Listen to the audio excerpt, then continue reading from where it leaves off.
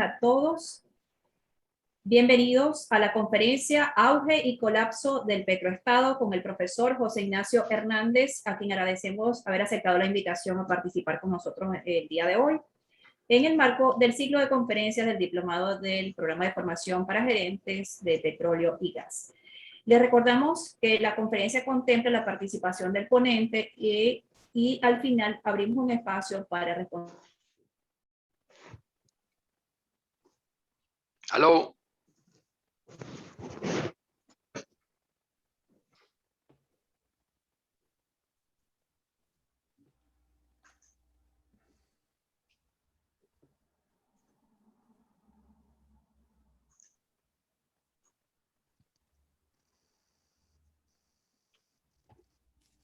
Se dejó de escuchar. Arrancamos. Ahora sí. Ok, entonces, bueno, buenas tardes a todos. Bienvenidos a esta nueva conferencia en el seno del Diplomado de Formación de Gerentes de la Industria Petrolera y de Gas Nacional. Y en esta ocasión escucharemos una conferencia que define nuestro país, el desarrollo de nuestro país precisamente a partir de la aparición y desarrollo vertiginoso del petróleo a inicios del siglo XX. Por lo menos desde la época que lo hemos llamado como petroestado. La definición común de petroestado, y ya oiremos cuál es la definición de José Ignacio, es de que es una nación cuya economía depende en gran medida de la extracción y exportación de petróleo y gas natural y que esté en poder del Estado, el cual puede ejercer e imponer controles sobre instituciones y su gente. Este control se puede ejercer en muchas formas, como lo hemos vivido a lo largo de los últimos 100 años. Para este tema, entonces, tenemos el privilegio de contar con la presencia del doctor José Ignacio Hernández, quien es un experto en derecho administrativo y quien ha dedicado buena parte de su tiempo al estudio de este tema, al cual le tiene especial afecto intelectual. José Ignacio es, para los que no lo conocen, aunque yo creo que casi todo el mundo conoce a José Ignacio, es egresado de la Universidad Católica Andrés Bello, tiene un PhD de la Universidad Complutense de Madrid y tiene amplia experiencia docente, donde ha sido profesor de Derecho Constitucional en la Universidad Católica Andrés Bello, profesor invitado en la Universidad de Castilla-La Mancha en España y en la Pontífica Universidad de la República Dominicana y inclusive en la Universidad de Tashkent en Uzbekistán. Actualmente se desempeña como investigador en la Escuela Kennedy de la Universidad de Harvard en Estados Unidos y ha participado en numerosos foros y presentaciones, incluyendo aquí en el IESA. Para mí es un privilegio dejarlo con mi amigo José Ignacio disertando sobre este tema tan interesante y tan de actualidad. Adelante, José Ignacio. Gracias por aceptar la invitación. Bueno, muy buenas tardes. Quiero empezar, como no puede ser de otra manera, agradeciendo a IESA por la invitación para participar en el día de hoy en esta actividad. A Juan Sabo, José María de Viana por esta invitación. También a mi muy querido amigo Luis Pacheco, con quien he podido discutir buena parte de los aspectos que hoy voy a compartir con ustedes. Y como decía en la antesala, para mí siempre es un privilegio volver a IESA. El aprecio por esta institución ya forma parte del patrimonio de mi familia. Y recordaba que en el 2003 o 2004, Ediciones IESA coeditó mi tesis doctoral sobre libertad de empresa. Y desde ese momento mantuve una muy estrecha colaboración académica con la institución, así que celebro esta oportunidad para estar de vuelta conversando sobre los aspectos jurídicos del sector de los hidrocarburos en Venezuela. Sin embargo, más allá que hacer una descripción y análisis de la evolución y situación actual de ese marco jurídico, me pareció más interesante enmarcarlo en un tema que yo he venido estudiando, que es el auge y colapso del petroestado en Venezuela. Por eso, en realidad, la presentación que tengo para hoy, que durará unos 35, quizás 40 minutos, y a partir de allí me encantará abrir un diálogo con ustedes. Esta es una presentación que es parte del estudio jurídico de la relación entre Estado, petróleo y sociedad, pero también se beneficia de una perspectiva interdisciplinaria de políticas públicas, que por lo demás es lo que he venido haciendo yo en la Escuela Kennedy. Para ello vamos a hacer una muy breve introducción a la economía política del petroestado. Luego les voy a explicar la tesis que yo he venido desarrollando, que es que la relación jurídica entre Estado, petróleo y sociedad en Venezuela ha estado marcada por dos grandes pensamientos jurídicos, la etapa proprietarista y luego la etapa estatista. Luego vamos a hacer un viaje histórico fugaz hacia los orígenes de la regulación de hidrocarburos en Venezuela. Vamos a explicar la evolución de esa regulación en el proceso de centralización del Estado. Pasaremos por la ley de hidrocarburos de 1943, que en mi opinión es una ley bisagra. Vamos a hablar del camino hacia la nacionalización petrolera, la apertura petrolera, ya estaríamos aquí en la década de los 90. Luego, para analizar lo que pasó en el siglo XXI, mi presentación de hoy analizará la concentración de poderes bajo el modelo autoritario populista. Avanzaremos para estudiar desde una perspectiva jurídica la violación de la autonomía de PDVSA, la destrucción de la inversión privada y el fin del petroestado, para avanzar ya en la etapa final hacia lo que es el colapso del petroestado y la emergencia humanitaria compleja, y comentarles lo que yo he venido estudiando y que me encantará oír sus impresiones sobre una nueva relación entre Estado, petróleo y sociedad. Bueno, para empezar, la economía política del petroestado. Aquí hay dos caballeros que yo creo que nos permiten aproximarnos a este problema. Uno es Adam Smith y el otro es Montesquieu. Básicamente, el pensamiento económico de Adam Smith y el pensamiento político jurídico de Montesquieu dieron la base a lo que hoy pudiésemos llamar el Estado de Derecho o Estado liberal de derecho, que tiene una explicación económica que es muy, muy importante y que resumo a continuación. El Estado, como una organización política, requiere sufragar gastos públicos, y la manera en la cual esos gastos se sufragan es a través de los tributos. Los tributos se enmarcan en un principio de separación de poderes, porque solo el poder legislativo puede crear tributos, solo el poder legislativo puede autorizar gastos, y el poder ejecutivo recauda tributos y ejecuta gastos por medio de la gestión presupuestaria. Los tributos pechan riqueza, y para que haya ingreso tributario tiene que haber riqueza, y para que haya riqueza tiene que haber una sociedad libre y organizada. De esa manera, el libre mercado genera riqueza, la parte de la riqueza es capturada por el poder tributario del Estado en el marco del principio de separación de poderes, y eso crea estímulos e incentivos para que los ciudadanos se vinculen con el accionar político del Estado. Toda la teoría del gobierno representativo tiene un fundamento económico muy claro, porque en tanto los ciudadanos sufragan con su patrimonio los gastos públicos, hay incentivos claros para que los ciudadanos participen y monitoreen la gestión pública del presupuesto a través del gobierno representativo, la participación ciudadana y lo que los americanos llaman accountability, que no tiene una traducción al español, pero que pudiéramos decir como rendición de cuentas.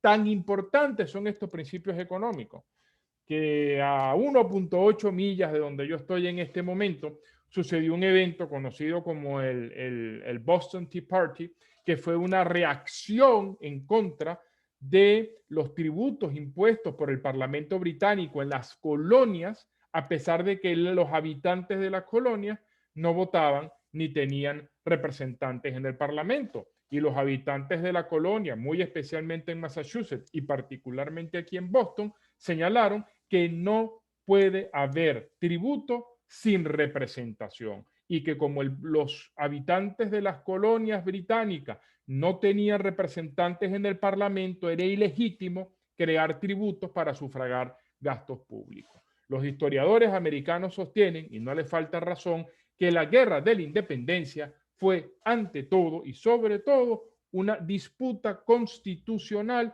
que encuentra su fundamento en esta explicación económica sobre las bases del Estado de Derecho. Ahora, aquí entramos en un punto que es importante, que es definir el petroestado, ¿no? Juan hace una muy buena introducción. Aquí hay dos libros, aquí yo he hecho además un resumen de los libros que a mí me han inspirado. Creo yo que el mejor de todos, famosísimo, The Paradox of Plenty, de Terry Carl, y luego un libro que el título, yo estoy en desacuerdo, pero ya lo veremos, es un título más llamativo, The Oil Curse, La maldición de petróleo, de Michael Ross. Hay estados cuyos ingresos provienen de la explotación del subsuelo. Se explota el subsuelo, los minerales, hidrocarburos son comercializados en el mercado internacional y eso genera ingresos fiscales. Es muy importante estudiar este tipo de estados porque en este tipo de estados no está presente o no funciona la explicación jurídico-económica a la cual yo me he referido sobre representación y tributación. El petroestado entonces lo podemos definir con base en las siguientes particularidades. Primero, es un estado en el cual los ingresos fiscales provienen del ingreso petrolero, o principalmente del ingreso petrolero. Y el ingreso petrolero en términos económicos es un ingreso especial, tiene notas especiales, porque es una renta que se obtiene en el mercado internacional. Para definir muy bien este aspecto, el concepto de renta que estamos utilizando en esta clase, en esta conversación, entre otros, recuerdo, Tullock lo emplea, es un concepto económico y en términos muy sencillos, la renta puede ser explicada como el ingreso extraordinario que se obtiene por la escasez de ciertos recursos.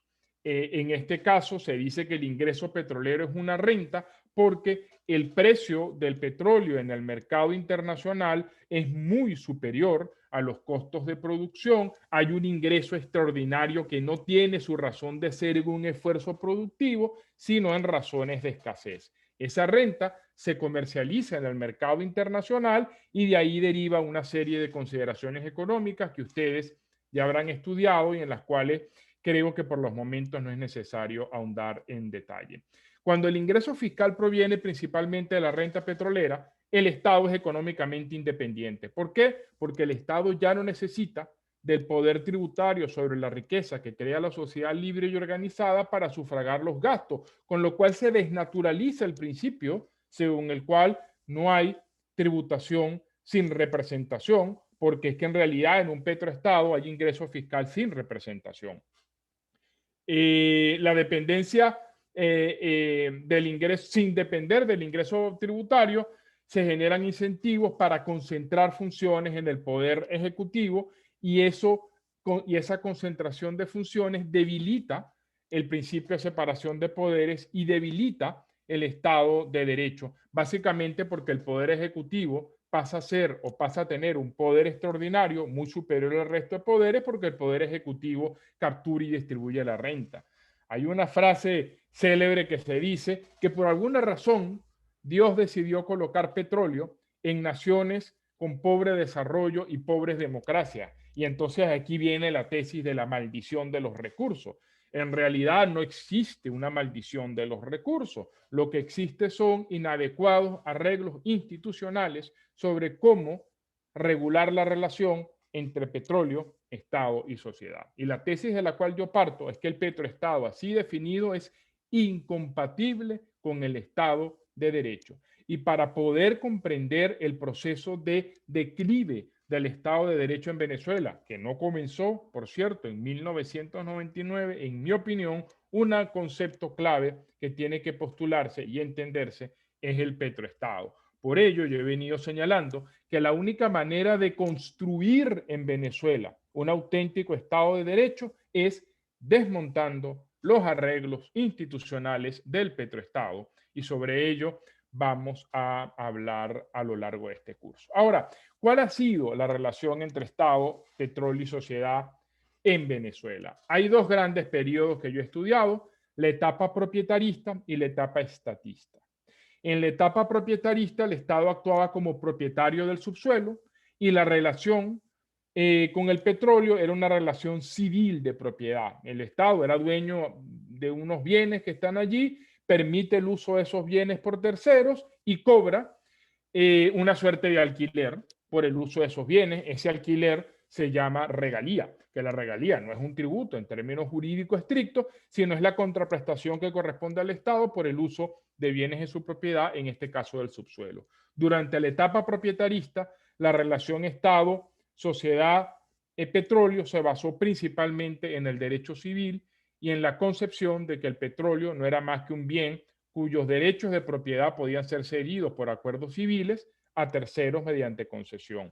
Esto cambió con la etapa estatista, en la cual el Estado reclama su condición de propietario sobre el subsuelo, lo cual se extiende a su condición de gestor económico de las actividades del sector, en recolector del ingreso petrolero y en distribuidor del ingreso petrolero. Esas son entonces las dos grandes pensamientos jurídicos que explican la relación Estado, sociedad y petróleo de la etapa propietarista a la etapa estatista. Y yo lo que he venido planteando es que es necesario superar tanto la etapa propietarista como la etapa estatista y fundar un nuevo derecho a los hidrocarburos por una nueva relación Estado, sociedad y petróleo. Pero viajemos en el tiempo. Viajemos en el tiempo hasta 1829, cuando Simón Bolívar emite un decreto en Quito que incorpora las ordenanzas de minería para la Nueva España, en virtud de la cual, y de acuerdo con esas ordenanzas, el Estado es dueño del subsuelo. En el derecho minero hay dos formas de organizar la relación entre el Estado y los yacimientos minerales. Una forma es lo que se conoce como la tesis de la accesión. La propiedad de la superficie jala a la propiedad del subsuelo. Por lo tanto, el dueño del subsuelo es el dueño de la superficie. Y por eso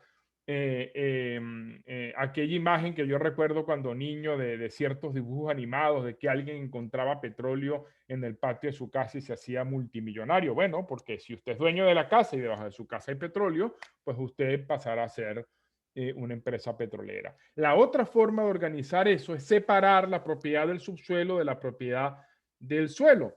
Y esa es la tesis que imperó en Venezuela, simplemente porque Simón Bolívar decide incorporar al derecho de lo que luego sería Venezuela los principios claves del derecho del antiguo régimen español que marcaban la propiedad del Estado sobre el subsuelo. Por cierto, este decreto de Simón Bolívar ha sido tergiversado, creyendo ver en este decreto una suerte de invocación nacionalista y que el Estado debía promover el uso al subsuelo y controlar el uso del subsuelo, nada más alejado de la verdad.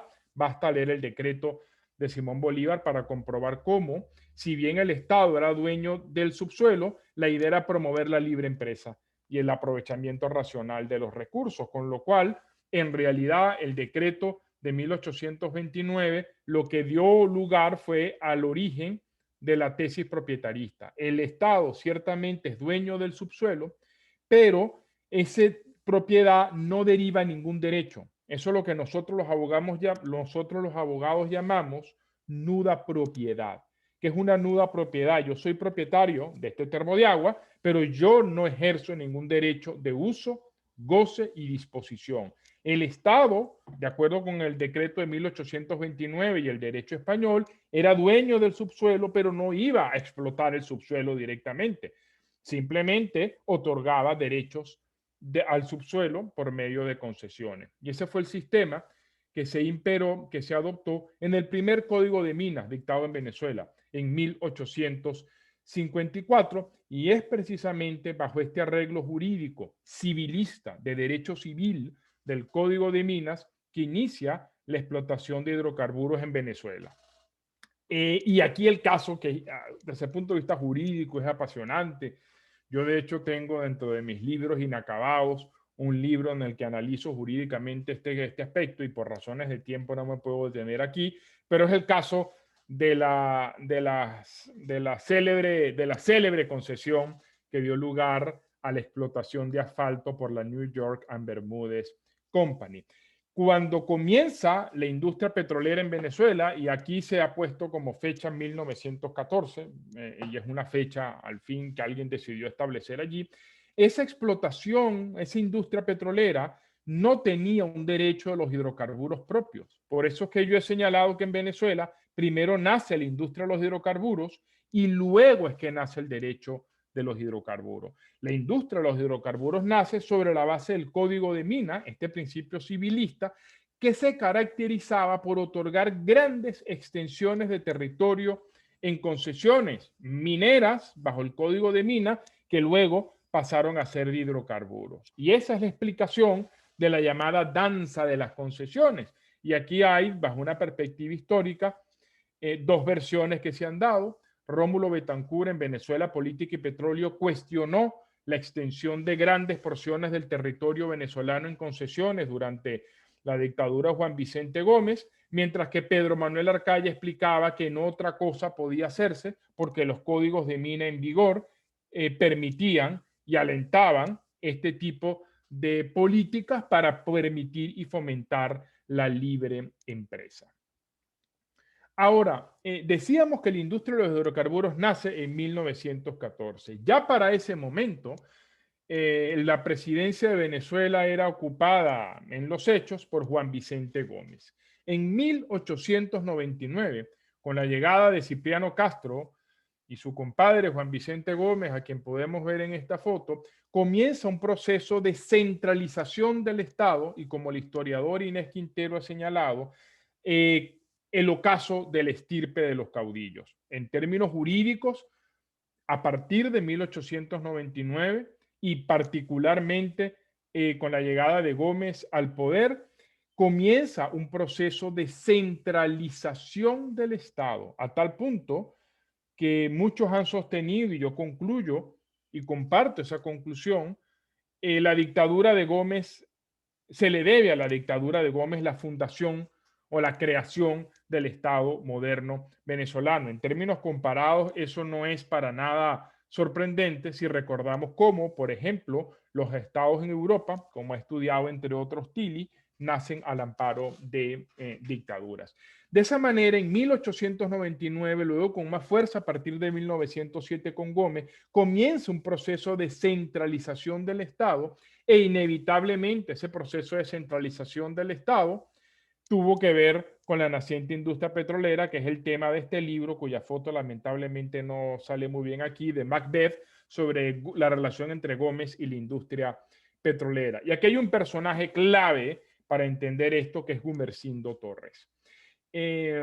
Gumersindo Torres, que era médico de profesión, pero es designado como ministro de Fomento, comprendió que era necesario promover orden jurídico en esa naciente industria de hidrocarburos. Siempre, por supuesto, como no podía ser de otra manera, preservando los fundamentos liberales de la intervención del Estado en la economía. Y aquí yo cito un libro fundamental del recordado profesor Manuel Caballero, Gómez, el tirano liberal.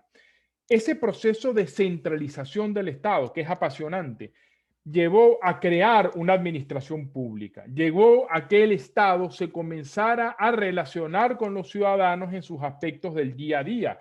El venezolano del siglo XIX, ese país archipiélago al cual se refiere Elías Pino Iturrieta, podía prescindir del Estado, no así el ciudadano del siglo XX. Y un ámbito en el cual se promovió esa centralización del Estado fue precisamente en el sector de los hidrocarburos, y ahí tenemos el origen muy inicial del derecho de los hidrocarburos en Venezuela. Esa intervención del Estado en el sector, de ese naciente Estado en el marco de una progresiva centralización, encuentra en 1920 un momento histórico fundamental, que es cuando se dicta la primera ley de hidrocarburos de Venezuela, que, como decía el presidente Rómulo Betancourt, nació muerta porque generó conflictos con las concesionarias de los hidrocarburos, lo cual lleva a la salida del gobierno Gumersindo Torres, quien luego regresaría. La ley del 20 se reforma rápidamente, luego hay otra reforma en el 21, y luego hay una reforma en 1922 que es muy importante porque esta ley de 1922 define el rol del Estado controlando el sector partiendo del otorgamiento discrecional de las concesiones. Nótese que aquí el principio propietarista ya se estaba abandonando. El Estado, propietario del subsuelo, reclama la soberanía estatal para controlar las actividades de exploración y explotación de los hidrocarburos, y eso lo va a hacer a través de una supervisión administrativa centralizada que nace con el reglamento de la ley de 1930. Posteriormente, la ley de 1922, ya en el posgomecismo, es reformada en el 36 y en el 38, y muy especialmente la ley de 1938 es otro de los grandes hitos que tenemos que recordar en la historia del derecho a los hidrocarburos en Venezuela, porque reconoce la iniciativa pública directa del Estado, o sea, la empresa pública. Nótese que entonces, para 1938, el Estado no solo era propietario del subsuelo, el Estado también era regulador de las actividades de exploración y explotación, y además el Estado podía ser gestor de esas actividades por medio de las empresas públicas. Estas leyes respondieron a un debate que comenzó a darse entonces en Venezuela sobre cuál es el rol del Estado sobre el sector de los hidrocarburos y por lo tanto cuál es la relación Estado, petróleo, sociedad. El resultado de ese debate político que estuvo influido además por el momento histórico, recordemos, estamos hablando de una época en la cual la visión liberal del dejar hacer, dejar pasar del Estado estaba quedando atrás luego del New Deal implementado en Estados Unidos de América por el presidente Roosevelt, y ya había entonces una nueva concepción de lo que terminaría denominándose el estado de bienestar o el estado social. Esa discusión que se estaba dando en el mundo en ese momento se lleva a Venezuela específicamente en relación con el petróleo, y en mi opinión esa discusión quiso ser zanjada, resuelta por la ley de hidrocarburos de 1943, que yo he llamado una ley bisagra porque es la ley que conecta, la ley que cierra la puerta de la etapa propietarista, pero al mismo tiempo abre la puerta a la etapa estatista. Aquí, por supuesto, una frase que yo he podido discutir con Luis Pacheco es la que puede resumir esta visión, que es sembrar el petróleo en aquel célebre editorial del diario Ahora, de Arturo Uslar Pietri. En realidad, como sabemos, hay varias versiones de sembrar el petróleo. Está la versión de Arturo Uslar Pietri, la versión de Rómulo Betancourt. No quisiera yo entrar en este detalle para no distraerme de mi enfoque, que es principalmente jurídico. Basta con señalar que detrás de ese lema, sembrar el petróleo, subyacía una discusión mucho más profunda, tan profunda como los yacimientos de petróleo, cuál era la relación entre Estado y economía.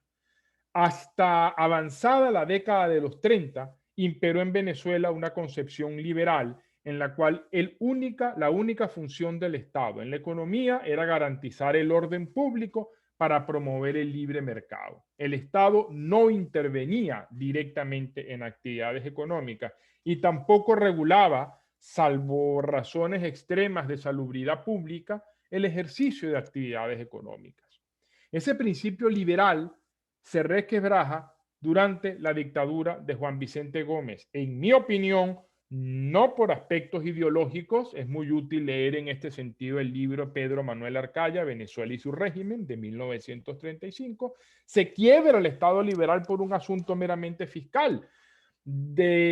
Sobre allá en el año 2021, el ingreso petrolero pasó a ser el primer ingreso en el presupuesto público, cuya hacienda pública ya había sido organizada por las grandes reformas del gomecismo. Cito aquí a Román Cárdenas, creador de la hacienda pública venezolana, y de pronto la hacienda pública se vio repleta de petrodólares. ¿Qué hacer con esos petrodólares? Vino una crisis del café y entonces el gobierno decidió otorgar subsidios directos a las empresas para solventar su sociedad y crear empresas públicas, insisto, durante los últimos años del gomecismo, estoy hablando años 30 en adelante. Es decir, que ya para entonces y como consecuencia del ingreso fiscal petrolero, el Estado comienza a intervenir en la economía y el gran cambio se da bajo López Contreras en 1939, cuando López Contreras anuncia un programa de reforma económica que pasaba por ampliar el rol del Estado en la economía, regulando y controlando la economía, interviniendo directamente en la gestión económica.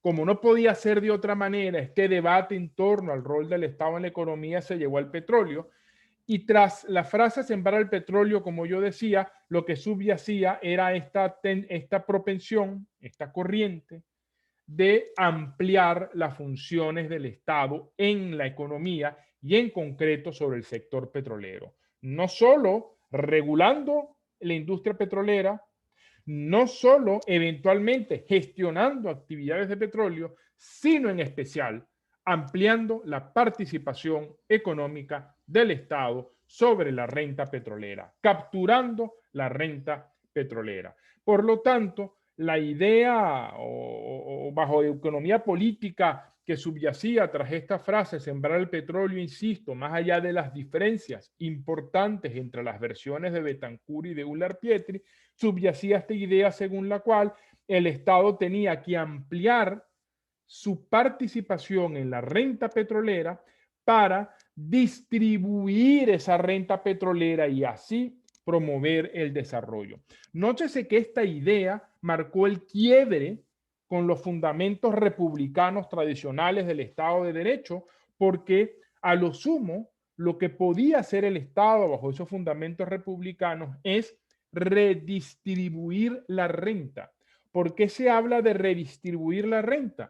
El Estado captura la renta que genera la sociedad civil a través del poder tributario, ya lo expliqué, con ese ingreso tributario sufraga los gastos públicos y en la medida en que el Estado comenzó a ampliar sus funciones socioeconómicas a la luz del estado de bienestar, pues el Estado podía redistribuir la riqueza de la sociedad que había sido capturada vía ingreso petrolero, sufragando gastos públicos sociales y, por ejemplo, creando hospitales públicos o escuelas públicas. Se habla de redistribución del ingreso en economía política porque la riqueza se mueve de la sociedad vía tributos a los sectores más pobres y desiguales de la sociedad vía subsidios, actividades de fomento, etc. Pero ¿qué pasaba? Cuando hablamos del gasto público financiado con el ingreso petrolero, no cabe hablar de redistribución, porque no está tomándose esa riqueza de la sociedad, se está tomando la riqueza del subsuelo con el petróleo, que es un bien no producido y que genera un ingreso que no traduce o no responde a un ingreso productivo, como muy bien explicaba el recordado y querido amigo Asdrúbal Baptista, profesor Asdrúbal Baptista. Y por lo tanto, entonces, tras sembrar el petróleo, lo que subyacía era la idea que el Estado tenía que utilizar el gasto público para promover la igualdad, para atender la pobreza, sí, ciertamente redistribución del gasto público vía tributo, pero principalmente distribución del ingreso petrolero. Aquí es importante señalar que un año antes de la ley del 43, en el 42 se crea el impuesto sobre la renta, comienza entonces a pecharse por este impuesto a las concesionarias petroleras. ¿Y qué hace la ley de 1943? La ley de 1943 refleja el nuevo rol del Estado en la economía, que ya había sido asumido en 1939, mantiene ciertamente la figura de las concesiones, pero amplía el rol del Estado regulando, controlando a las concesionarias. Ya el Estado no es el nudo propietario del subsuelo y además comienza a implementar mecanismos para ampliar la participación del Estado en la renta petrolera, que es lo que se llama en economía política el government take o ingreso fiscal petrolero, como lo prefiero yo llamar. Entonces es muy importante esta idea de la ley del 43 como una ley bisagra, porque comienza a cerrar la puerta de la etapa propietarista, pero no la cierra del todo, porque ahí estaba la figura de la concesión, y comienza a abrir la puerta de la etapa estatista porque el Estado reclama una participación mayor sobre el sector, como por cierto pueden ustedes ver en el magnífico libro de también querido amigo Diego Bautista Urbaneja, La renta y el reclamo, pero sin embargo esa participación del Estado no llegó al punto de la nacionalización. A partir de entonces comienza el camino hacia la nacionalización petrolera. En el libro publicado por el IESA sobre el pensamiento económico de los profesores Baptista y Momer, se señala que en cierto modo la nacionalización petrolera era inevitable y desde el punto de vista jurídico, lo cierto es que lo que sucede en 1975 es algo que responde a cambios que muy marcadamente comienzan a darse en 1945 con la Junta Revolucionaria de Gobierno y su política de no más concesiones, que lo que anticipaba era que la gestión de las actividades de exploración y explotación debían estar en manos del Estado y a los fines de preparar esa transición de un modelo de gestión privada a un modelo de gestión pública, era necesario parar las concesiones. Además, se amplió la participación del Estado sobre la renta con el decreto número 112 de 1945. Luego, durante la presidencia de Rómulo Gallegos, con la reforma de la ley de impuestos sobre la renta del 48, se llega a la célebre fórmula o política del 50-50, 50-50. En 1960 se crea, la empresa del Estado Corporación Venezolana de Petróleo, cuya actividad quedó regulada en la Ley de Reforma de los Hidrocarburos de 1967, lo cual es la génesis del modelo de empresa pública como forma de gestión de las actividades de exploración y explotación. Nótese entonces que de estas tres grandes reformas jurídicas, lo que puede traducirse es que la participación del Estado aumentó, pero también aumentó la participación económica del Estado sobre la renta petrolera. No solo el Estado capturaba esa renta vía regalías, que recuerdo es la contraprestación que se paga por la utilización de bienes propiedad del Estado, en este caso el subsuelo. Además, amplió la participación por vía tributaria, exacciones coactivas que pechan actividades del sector, pero también podía capturar la renta petrolera gestionando directamente esas actividades por medio de las empresas públicas y, en este caso, la Corporación Venezolana de Petróleo. De esa manera, esto nos permite recordar que cuando hablamos de government take o ingreso fiscal petrolero, hay que hablar de tres títulos jurídicos que permiten al Estado capturar la renta petrolera. El primer título es la regalía, el segundo título son los tributos y el tercer título es la percepción directa de esos ingresos vía gestión económica directa, lo cual luego se traduce en pago de dividendos al accionista de las empresas públicas que llevan a cabo esas actividades, entiéndase el Estado venezolano, con mayor propiedad la República. Sigue el camino a la nacionalización. En 1959 se crea la Comisión Coordinadora para la Conservación y el Comercio de los Hidrocarburos. Recuérdense que la mentalidad de entonces era que el petróleo se iba a acabar y como el petróleo se iba a acabar había que hacer un uso racional del petróleo y en 1960 se funda la OPEP. Desde un punto de vista jurídico, yo quisiera hacer aquí una breve pausa para recordar que la fundación de la OPEP se da en un momento muy particular del derecho internacional público económico, porque países subdesarrollados lograron una posición mayoritaria en la Asamblea General de la Organización de las Naciones Unidas para proponer lo que así se denominó el nuevo orden económico internacional, en el cual se promulgaba la soberanía sobre el uso de los recursos naturales y el pleno control de los estados sobre esos recursos naturales de acuerdo con el derecho doméstico. Ese nuevo orden económico internacional fue la reacción de los estados subdesarrollados, que eran estados importadores de capital, frente a estados desarrollados, que eran estados exportadores de capital. en este contexto del nuevo orden económico internacional es cuando surge la OPEP, la Organización de Países Exportadores de Petróleo, que en términos jurídico-económicos es un cartel orientado a controlar o regular la oferta para de esa manera incidir en el precio. Por supuesto, la creación de la OPEP planteaba, y en el caso de Venezuela particularmente, un problema jurídico interesante. ¿Cómo el Estado puede cumplir con obligaciones internacionales de la OPEP, las llamadas cuotas, si en definitiva la gestión del sector está en manos privadas?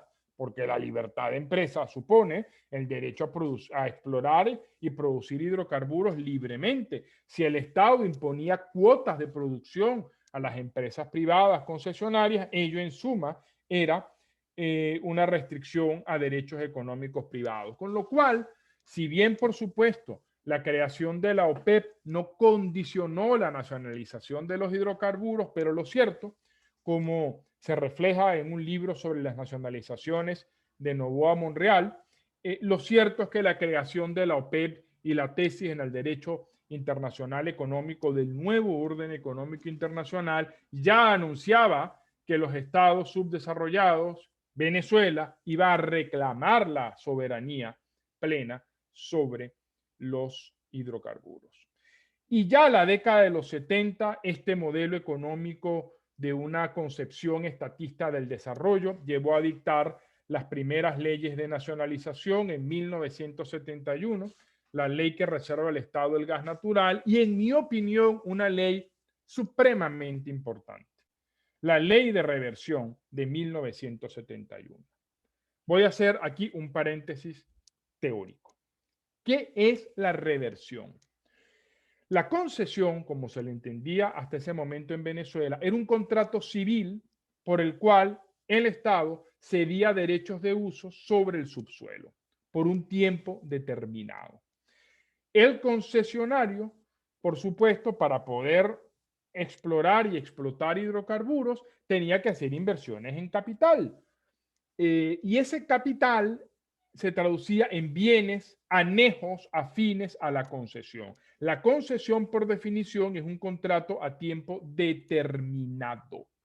Cuando vence la concesión, de acuerdo con la teoría general de la concesión minera, los bienes afectos a la concesión deben pasar a la plena propiedad del Estado sin indemnización, en la medida en que se entiende que el concesionario ya ha amortizado esos bienes. La reversión es, por tanto, el traspaso de pleno derecho y forzoso del derecho de propiedad sobre los bienes anejos a la concesión al Estado una vez termina la concesión.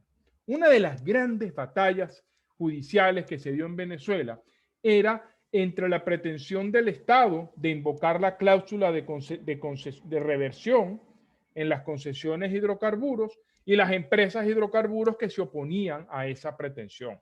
Y ello dio lugar a litigios interesantísimos que no puedo lamentablemente entrar en detalle, y el máximo tribunal en Venezuela, la Alta Corte Federal y de Casación, siempre sentenció a favor de las empresas privadas. La concesión, decía la Alta Corte Federal y de Casación, no es un principio en materia de hidrocarburos. Y si bien las leyes habían introducido la figura de la reversión, esa reversión solo podía aplicar a las concesiones que se otorgaran con posterioridad a la ley que introdujo la reversión. Esa era la jurisprudencia de ese momento. Por supuesto, cuando en 1971 se establece mediante ley que cuando terminen las concesiones de hidrocarburos por cualquier causa, los bienes pasarán al Estado libre de cargas y gravámenes y sin indemnización, siempre y cuando hayan sido amortizados, el debate judicial se volvió a plantear ante la Corte Suprema de Justicia, pero esta vez la Corte Suprema de Justicia, la sentencia, los datos los tengo por allí, pero creo que fue entre el año 71 y 72, la Corte Suprema de Justicia cambia la jurisprudencia y dice que la concesión sí es un principio inherente al derecho de los hidrocarburos y que, por lo tanto, la reversión prevista en la ley de 1971 aplica incluso a las concesiones que ya estaban en vigor para ese momento. En mi opinión, este es el verdadero cambio jurídico que se produce en Venezuela. No lo que pasa en 1975, que no fue más sino que la ejecución de esto. No hubiese habido la llamada nacionalización de la industria y comercio de los hidrocarburos en Venezuela si en 1971 no se dicta la ley de reversión y si la entonces Corte Suprema de Justicia no cambia su jurisprudencia y decide que la reversión sí es un principio inherente en el derecho de los hidrocarburos. Allí pudiésemos decir que ya la suerte estaba echada y era tan solo cuestión de tiempo que se extinguiesen las concesiones de hidrocarburos. 1973, el Estado se reserva el mercado interno y así llegamos a 1975, cuando se dicta la ley orgánica que reserva al Estado la industria y el comercio de los hidrocarburos. Y aquí hago una anécdota. Cuando yo daba clase en la Universidad Central de Venezuela, que me tocaba dar estos temas, siempre a mí me encantaban las preguntas concha de mango, disfrutaba muchísimo.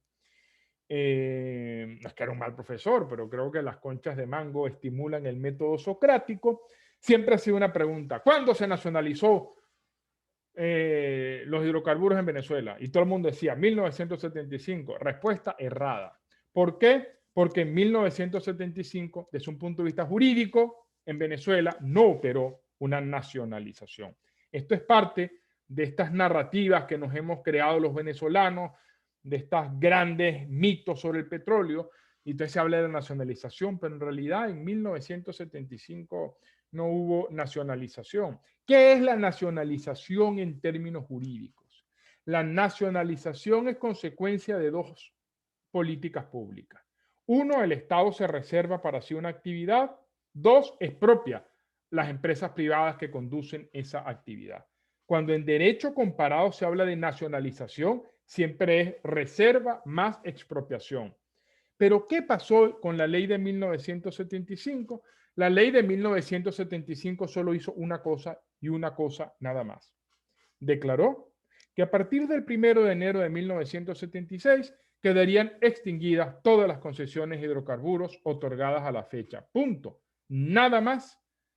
La extinción de esas concesiones implicaría de pleno derecho y gracias a la ley de reversión de 1971, la reversión de los bienes anejos a las concesiones al Estado. Por lo tanto, desde el punto de vista jurídico, lo que sucedió en Venezuela no fue una nacionalización petrolera, sino la reversión de los activos anejos a las concesionarias. Y la diferencia es muy importante en dos términos. Uno, indemnización.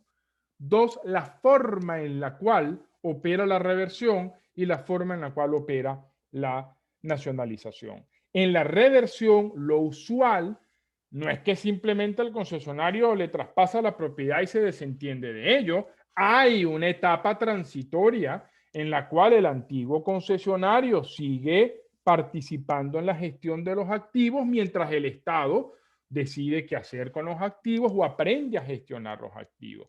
Exactamente, esa es una de las razones por las cuales la gestión económica directa de las actividades de industria y comercio de los hidrocarburos, como se sabe, fueron realizadas por filiales de PDVSA que básicamente sustituyeron a las antiguas concesionarias y que mantuvieron, sabido es, contratos de asistencia para permitir o facilitar esa transición. Eso, insisto, es lo normal en reversión de activos, especialmente en el derecho minero, que fue derecho supletorio en la aplicación de esta ley. Para entonces asumir ahora en monopolio la gestión de estas actividades, se optó, no podía ser de otra manera, por la figura de la empresa pública. PDVSA fue creada como una empresa de control y la gestión de las actividades fue delegada en filiales de PDVSA. Esto permite explicar por qué PDVSA es una empresa pública de naturaleza única, porque ciertamente es una empresa del Estado y por ello es una sociedad mercantil, pero al mismo tiempo es instrumento para la conducción de políticas públicas petroleras.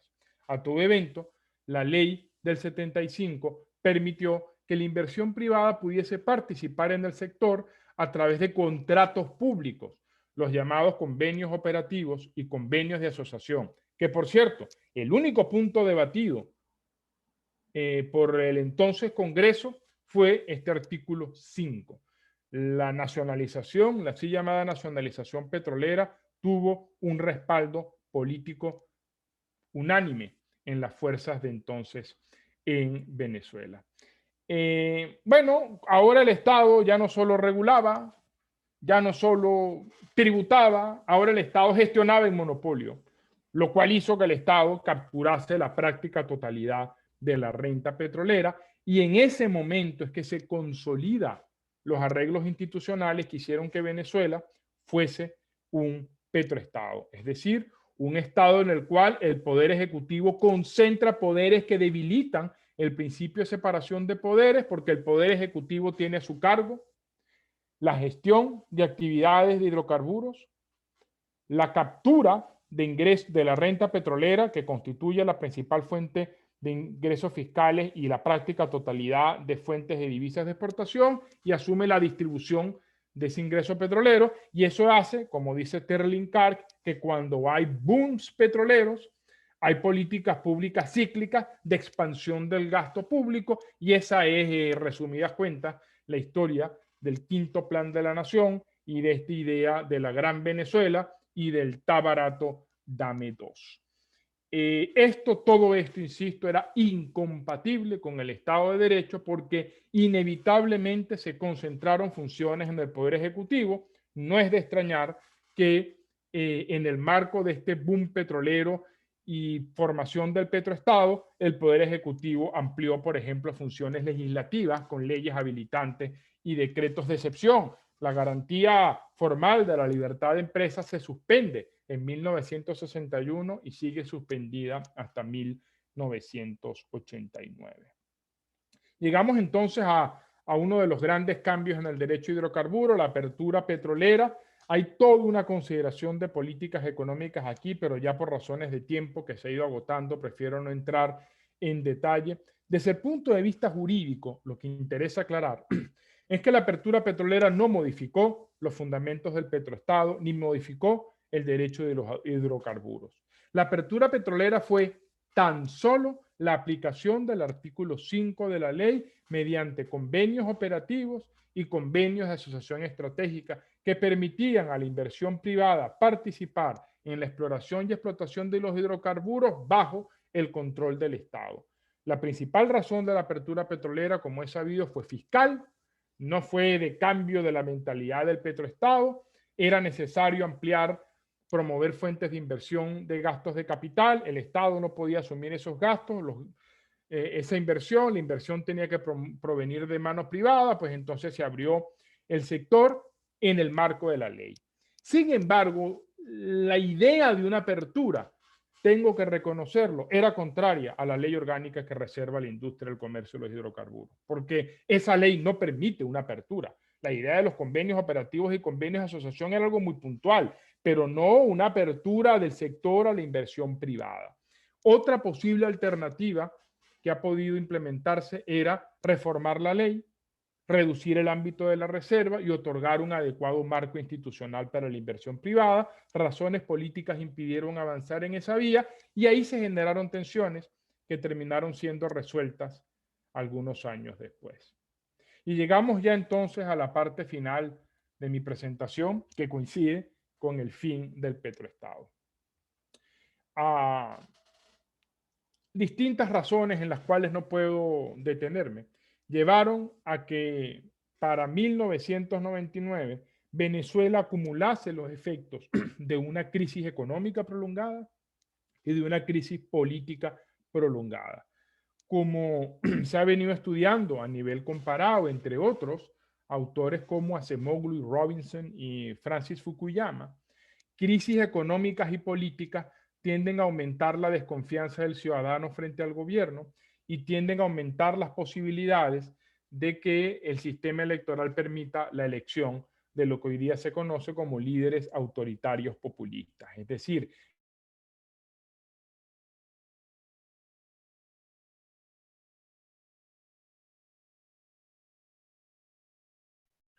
Se apagó tu micrófono, José Ignacio.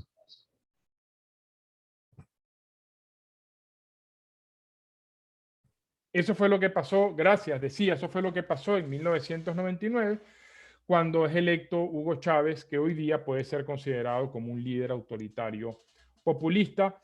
Recomiendo el documental de Carlos Oteiza, El pueblo soy yo, sobre esta materia. Sin embargo, eso no implicó cambios de entrada. De hecho, la política económica del chavismo en sus orígenes fue propensa al libre mercado. Entre 1999 y 2001 se dictan leyes que ampliaron los cauces de la inversión privada en el sector. El decreto ley de hidrocarburos gaseosos y la ley orgánica de hidrocarburos, que ciertamente mantuvo la reserva aguas arriba, pero abrió el sector aguas abajo. El ámbito de la reserva se redujo en 1999 y 2000. Poco duraría el entusiasmo de aquellos que pensaban que Venezuela estaba, ahora sí, a las puertas de una liberalización.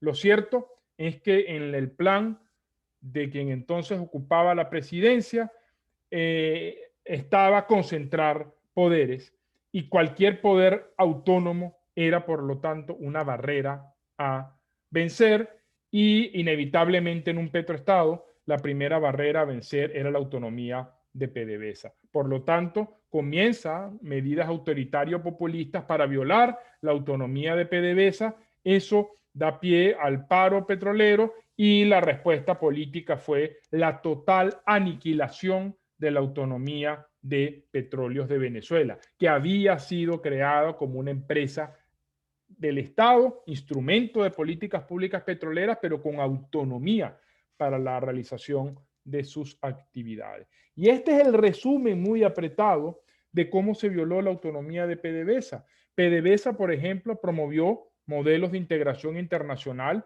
como Petrocaribe, financió gastos directos del gobierno con este plan siembra petrolera, más allá del government take. Altos funcionarios del gobierno ocuparon cargos en PDVSA, con lo cual se confundió el rol del ministerio como regulador y de PDVSA como gestor. PDVSA se endeudó para financiar el modelo de desarrollo. Hay prospectos de deuda de PDVSA, como los bonos 2017, que dicen que ese endeudamiento era para financiar el modelo de desarrollo. Es decir, no es que PDVSA se endeudó para inversión en capital de su actividad, es que PDVSA se endeudaba para financiar el modelo socialista. Además, el ingreso petrolero, derivado del boom de 2004, el mayor boom, dicen los economistas, en la historia de Venezuela, fue desviado a fondos extrapresupuestarios como el FONDEN y se vació el Fondo de Estabilización Macroeconómica, que hoy día tiene tan solo 3 millones de dólares.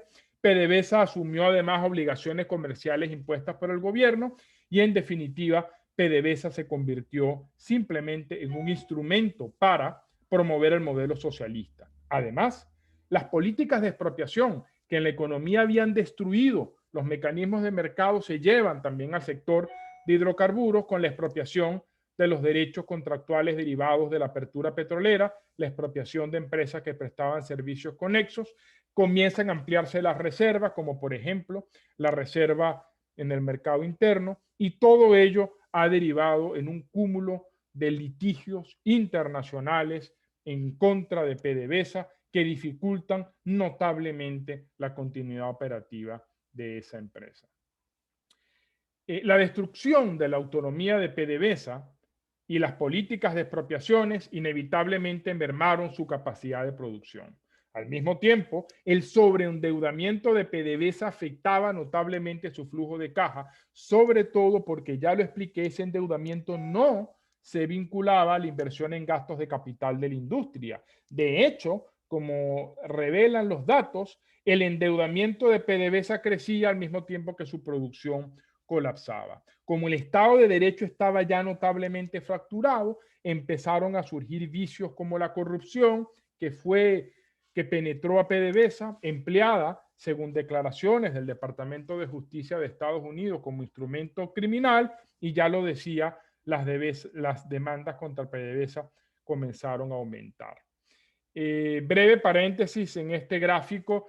No cabe duda de que la política de sanciones impuestas por el gobierno de Estados Unidos a partir del 2017, particularmente a partir del 2019, han tenido un impacto negativo sobre el sector de hidrocarburos, pero lo que importa a señalar aquí es que la producción, la caída, el derrumbe, el colapso, ya las palabras se quedan cortas de la producción petrolera en Venezuela, anteceden a las sanciones. Y esa es la razón de la emergencia humanitaria compleja. ¿Por qué Venezuela atraviesa una emergencia humanitaria compleja? Por un círculo vicioso que tienen aquí dibujado. Todo comenzó con políticas autoritarias populistas que desmontaron gradualmente la democracia constitucional. Sin pesos y contrapesos, el Ejecutivo pudo implementar políticas económicas predatorias, lo que los economistas llaman instituciones económicas extractivas, y destruyeron los mecanismos de mercado, expropiaciones, control de precios, control de cambio. Al mismo tiempo se destruyó la capacidad de PDVSA y aumentó el sobreendeudamiento. El resultado de todo esto fue la destrucción de la economía venezolana, la destrucción de la fuente principal de ingresos de exportación, el déficit de divisas, que además tenían que enfrentar el pago de un elevado servicio público, el colapso de las importaciones en alimentos y salud, sin que hubiese un sector doméstico que pudiera satisfacer la demanda que antes era atendida por vías de importaciones, necesidades esenciales quedaron desatendidas, se colapsa la capacidad estatal y Venezuela entra en una emergencia humanitaria compleja. Es muy importante señalar que el origen está en el declive de la democracia constitucional y en la débil situación en la cual se encontraba el Estado de Derecho debido a las instituciones del petroestado. Por eso, en realidad, no es que colapsó el petroestado. En Venezuela colapsó el Estado. Este es el índice de fragilidad estatal de Fund for Peace. Miren qué interesante cómo la fragilidad disminuye, lo cual quiere decir que la capacidad estatal aumenta durante la ejecución del modelo socialista. Y eso tiene lógica porque para implementar los controles centralizados, expropiar y las misiones y todo esto se necesitaba un Estado con mucha capacidad, pero a partir de 2013 el colapso de Venezuela ha sido enorme, comparable con países como Siria, Irak. Por lo tanto, en realidad no es que colapsó el petroestado, por supuesto colapsó. Lo que colapsó en Venezuela fue el Estado, que hoy día es un Estado frágil, y eso, como sucede con estados frágiles, ha llevado a privatizaciones de facto, incluso en el sector de los hidrocarburos. ¿Qué hacer entonces? ¿Qué es lo que hay que hacer? Bueno, en mi opinión, y ya con esto termino, hay que recrear, replantear una nueva relación entre Estado, petróleo y sociedad.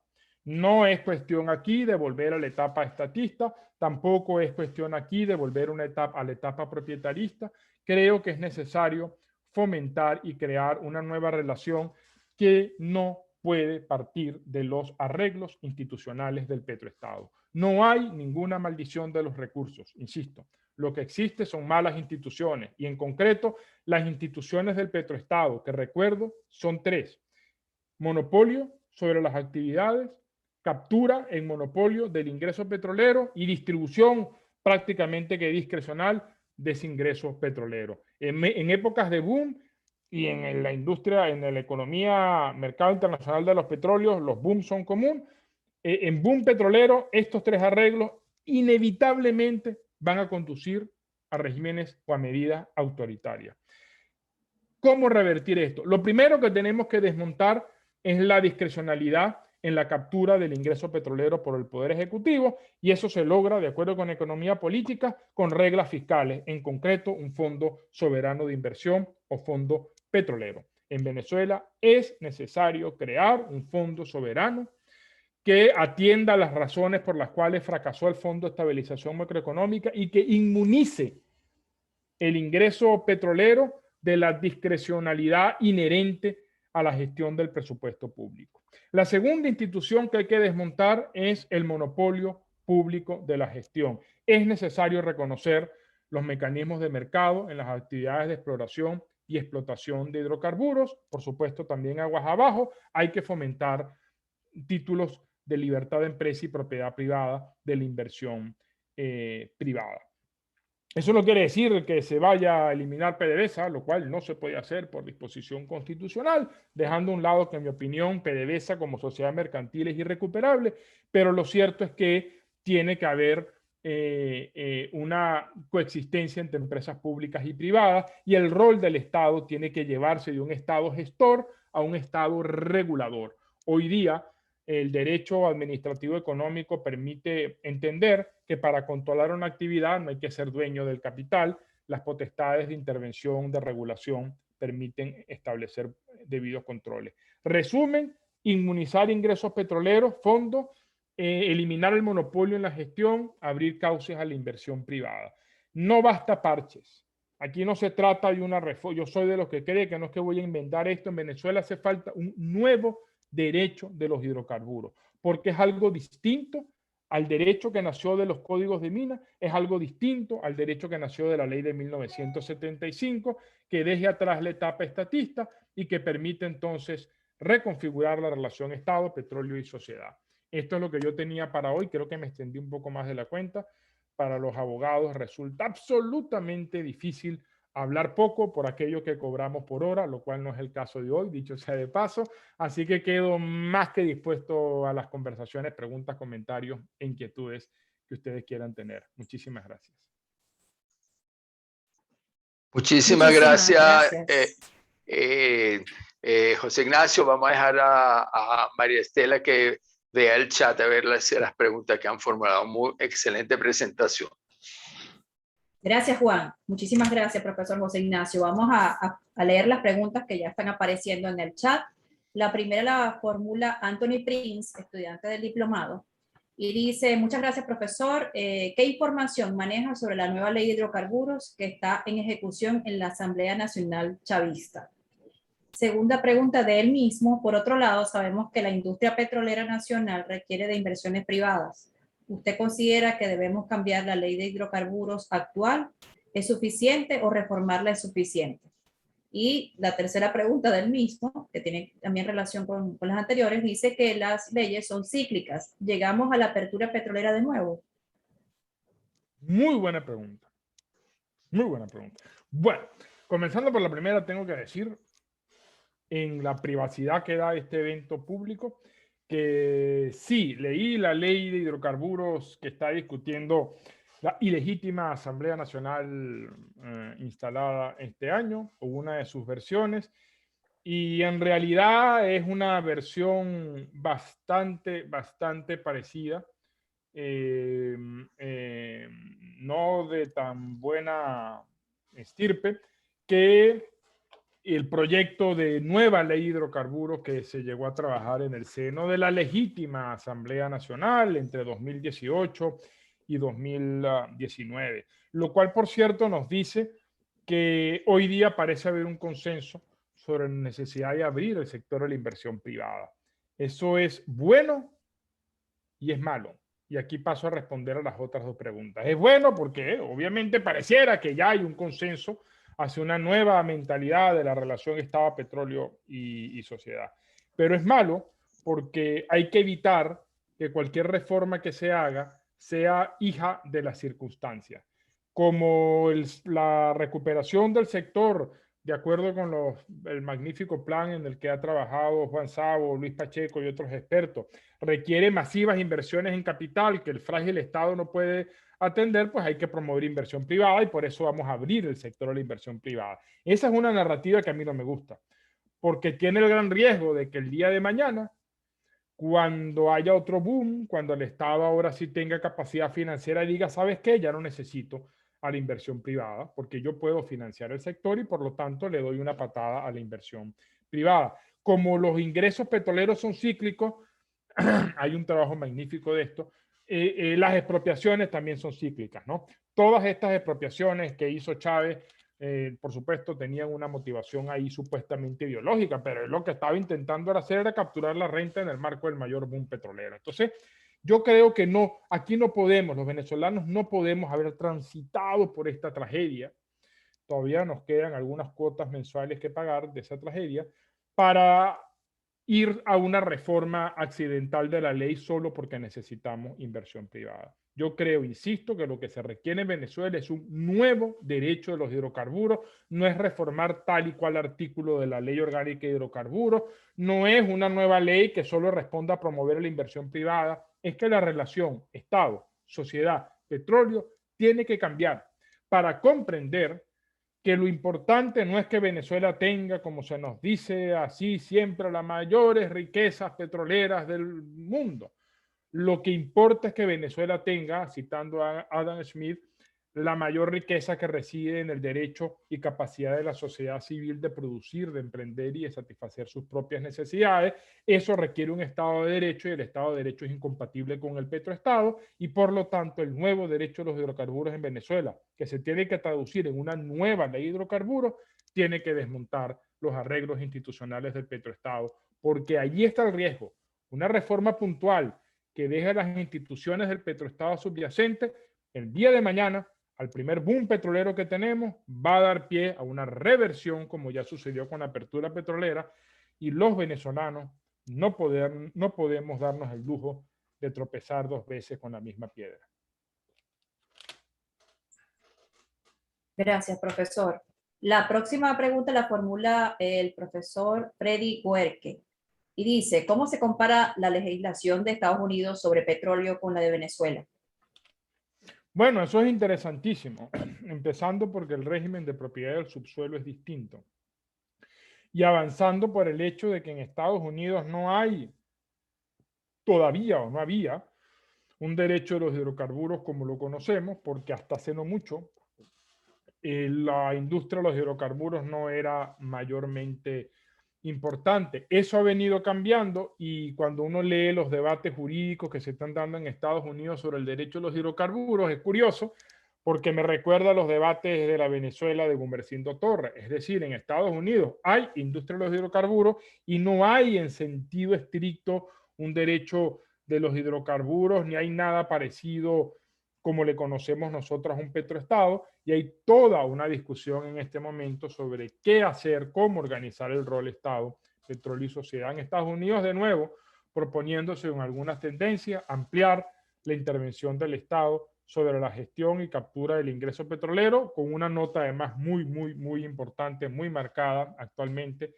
de protección del medio ambiente. Muchísimas gracias. Freddy Huerque también vuelve a preguntar, ¿no es la Administración de Impuestos de Estados Unidos, el IRS, la mejor forma de administrar el petróleo? No lo creo, porque el IRS, el impuesto, la agencia de impuestos en Estados Unidos, a la cual yo le tengo pavor, dicho sea de paso, por eso el nombre no lo menciono como Voldemort, administra tributos que nacen de la sociedad civil y el derecho tributario tiene toda una lógica. El ingreso tributario no depende de la tributación, de la representación. O sea, es lo que dice Ross en un artículo magnífico que creo que al español lo traduciríamos Michael Ross como algo así como que ingresos fiscales sin representación. Y entonces creo yo que el modelo es radicalmente distinto. La gran pregunta en términos de políticas públicas es cómo recrear el vínculo de accountability, de rendición de cuentas que se da en el ingreso tributario, en el ingreso petrolero. Bueno, ahí esta idea de crear un fondo soberano petrolero puede ayudar a recrear esos mecanismos de rendición de cuentas y reducir la tentación de los estados de capturar la renta petrolera en épocas de boom, incluso como sucedió en Venezuela, por medio de medidas autoritario-populistas. Gracias. La próxima pregunta la formula Juan Carlos y dice, ¿se debe ir a una privatización de PDVSA? ¡Wow! Muy buena pregunta. Y la voy a responder por partes. Primera parte, no se puede privatizar PDVSA, porque hay una prohibición constitucional en ese sentido. La participación accionarial de la República en PDVSA no puede privatizarse. Esa prohibición no aplica a las filiales de PDVSA. Pero esa es una respuesta típica de abogado y por lo tanto, con el perdón de los amigos abogados que pueda haber en este curso, un poco imparcial, porque más allá de la Constitución, ¿qué pasa con la privatización de esta PDVSA? Entonces ahí viene la segunda parte. La privatización de la empresa pública presupone, obviamente, que existe una empresa pública. una empresa en marcha, que funciona. Las empresas públicas tienen que ser privatizables. No es lo mismo privatización que enajenación de activos. Privatización implica, la privatización de la empresa pública implica transferir, valga la cuña, eso lo expliqué en mi tesis doctoral del año 2004, coeditada por el IESA, implica transferir una empresa en marcha del sector público al sector privado. Si la empresa va a seguir funcionando, lo que cambian son los accionistas. La enajenación es simplemente un contrato de venta que no tiene mayor relevancia jurídico-económica. Ahora, PDVSA no es privatizable, no porque la Constitución lo prohíba, porque no es una empresa en marcha. PDVSA tiene notables problemas presupuestarios. De hecho, en un artículo que publiqué en la Revista Venezolana de Derecho Mercantil, planteé la discusión de una ley de quiebra de PDVSA, porque si aplicásemos las reglas del Código de Comercio de insolvencia y liquidez, pues pareciera que PDVSA está en una situación muy cercana a esa. Entonces, uno, no se puede privatizar una empresa que tiene una crisis financiera tan profunda. Dos, la capacidad de PDVSA está destruida porque la capacidad del Estado venezolano está destruida. Tres, la criminalización de PDVSA es a tal punto que es una empresa que pudiese contaminar cualquier transacción con el comercio internacional. Y cuatro, el cúmulo de demandas que tiene ya no solo de acreedores de la deuda legada de Chávez y Maduro, sino incluso acreedores de la FARC, hace en pocas palabras que PDVSA no sea privatizable porque no es una empresa en marcha funcional. Parte de lo que habría que hacer en el caso de PDVSA es, por un lado, ceder derechos de exploración y explotación a la empresa privada en el marco de un nuevo derecho de los hidrocarburos, y en aquellos derechos que conserve PDVSA es necesario implementar una reforma de fondo que yo diría tiene que pasar por crear la nueva PDVSA, si no fuese porque ese es el nombre que se le dio a la infame política predatoria por la cual se destruyó PDVSA. Pero en mi opinión, la PDVSA que hoy día existe como sociedad mercantil es irrecuperable. Esa es una empresa que técnicamente debería someterse a un proceso de quiebra y los activos de PDVSA deberían ser reorientados en el marco de una nueva empresa del Estado, libre de todas las gravámenes y cargas que tiene PDVSA. Esto es parte de una discusión más amplia del desmontaje de las instituciones del petroestado. Gracias, profesor. La próxima pregunta la formula Rodolfo Márquez, del Diplomado de Petroquímica, y dice así: usted menciona que el Estado de Derecho es incompatible con el petroestado. ¿Usted considera que existen otros petroestados a nivel mundial? ¿En otros países, estados, tampoco existe el derecho, el Estado de Derecho? Yo tengo un índice.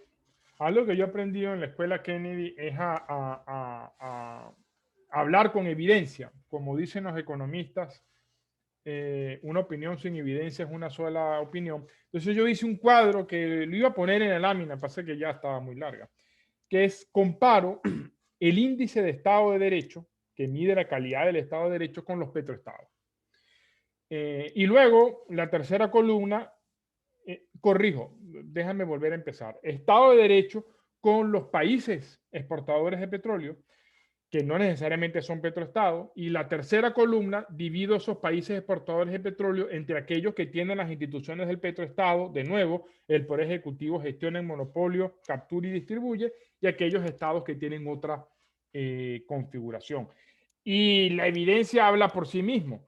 Los estados exportadores de petróleo que tienen arreglos institucionales del petroestado tienden a tener una valoración baja del Estado de Derecho. Los estados que tienen, que exportan hidrocarburos, pero no tienen las instituciones del petroestado, Noruega, tienden a tener un Estado de Derecho elevado. Esta es la prueba empírica de que no hay maldición de los recursos.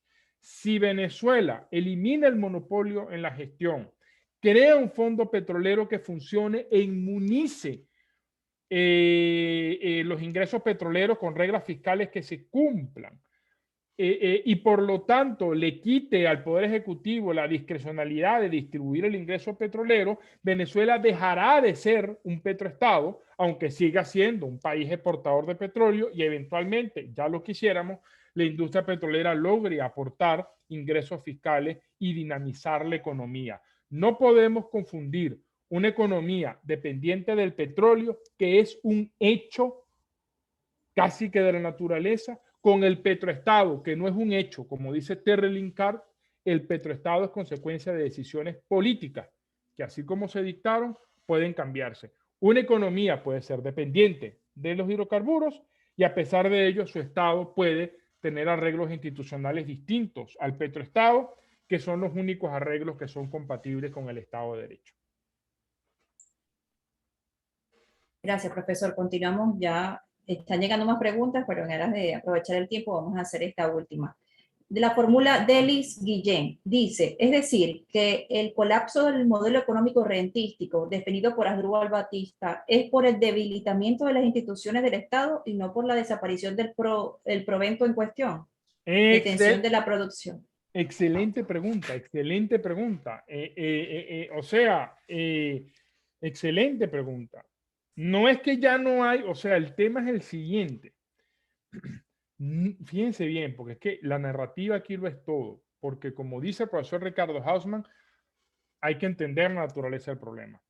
El tema no es que no hay petroestado porque colapsó la producción petrolera. No, eso sería, si esa es la narrativa, estamos muy mal, porque entonces, bueno, recuperamos la producción petrolera y se resuelve el problema. La verdadera narrativa es, no hay petroestado, ciertamente porque colapsó la producción petrolera, pero sigamos, colapsó la producción petrolera por instituciones predatorias y autoritarias, y las instituciones predatorias y autoritarias se dieron porque el Estado de Derecho estaba debilitado, y el Estado de Derecho estaba debilitado porque Venezuela es un petroestado. Lo que pasó a partir de 2002 es que las instituciones del petroestado fueron empleadas para destruir al debilitado Estado de Derecho, que ya para 1999 mostraba niveles alarmantes de concentración de funciones en el Poder Ejecutivo, lo cual además crea tentaciones para el uso autoritario populista del ingreso petrolero, y no es casualidad que el avance de estas políticas autoritarias populistas haya comenzado cuando comenzó el boom petrolero. Entonces, el verdadero problema que tenemos que solucionar en Venezuela es no solo el colapso del petroestado porque colapsó la producción, eso sería un análisis muy válido, pero epidérmico apenas, es comprender que el verdadero problema es que la ruta por la cual se destruyó la producción petrolera, ese camino inició porque el Estado de Derecho en Venezuela era un Estado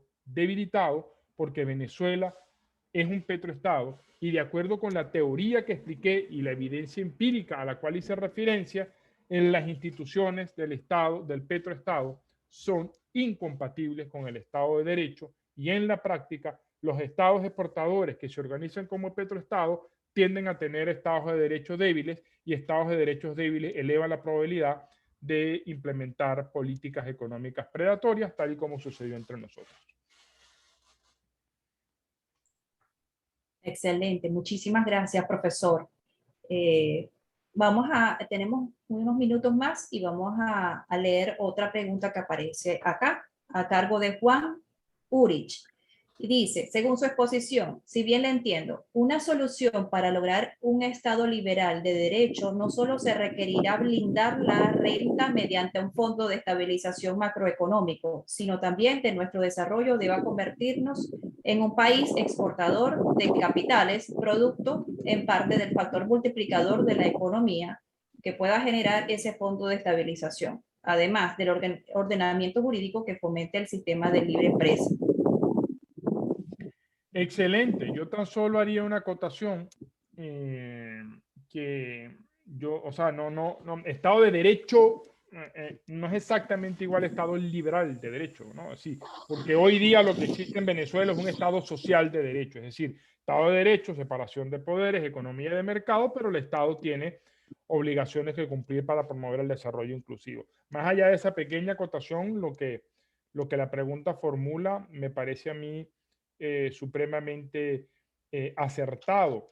La idea es desmontar las instituciones del petroestado para fortalecer el Estado de Derecho, y un Estado de Derecho de mayor calidad crea condiciones adecuadas para promover la economía de mercado, y la economía de mercado permite que la riqueza dependa de actividades que reflejen el esfuerzo productivo y no, en el caso de los hidrocarburos, que no reflejan el esfuerzo productivo. Aquí, por supuesto, yo no quise entrar en detalle, pero esta reforma, que es ambiciosa, pareciera que tiene una ventana de oportunidades en el tiempo por los cambios que se están dando en el mercado energético mundial, cambios muy difíciles de anticipar, pero sí hacen un llamado de alerta de que ya ha sido mucho el tiempo que ha perdido Venezuela en el mercado internacional, y mientras antes comience esta reforma, pues más pronto lograremos esta recuperación.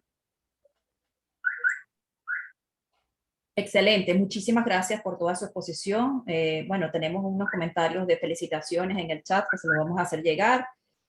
Agradeciendo desde acá a Liesa su participación. Dejo la palabra al grupo de coordinadores para que cierren la conferencia de esta tarde.